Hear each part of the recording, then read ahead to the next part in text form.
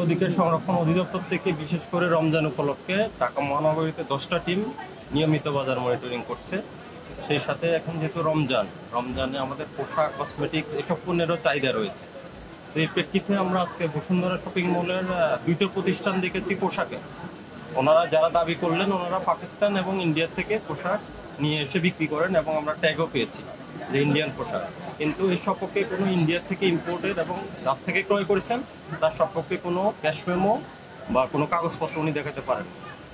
এর প্রেক্ষিতে এটা হলো স্টাইল ইকো আর একটা হলো আলবেলি ফ্যাশন। এই 2টা প্রতিষ্ঠানকে আমরা 1 লক্ষ টাকা জরিমানা করেছি, 50,000 করে।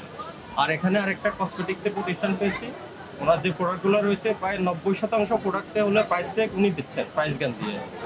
ওনার সোর্স কি, এগুলো কোথা থেকে সোর্স করেন?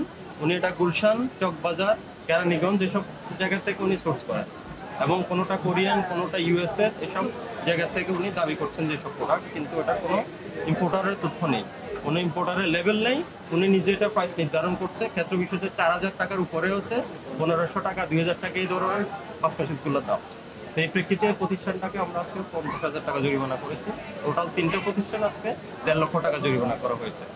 আর আমরা এখানে বসুন্ধরাতে যেহেতু অনেকগুলো প্রতিষ্ঠান রয়েছে, আমাদের একদিন এটা মনিটরিং করা সম্ভব না। সেক্ষেত্রে বসুন্ধরার যে দোকান মালিক সমিতির সভাপতি বা সেক্রেটারি মহোদয় রয়েছেন, তারা দায়িত্ব নিয়েছেন এই মার্কেটে কোনো অনিয়ম হবে না।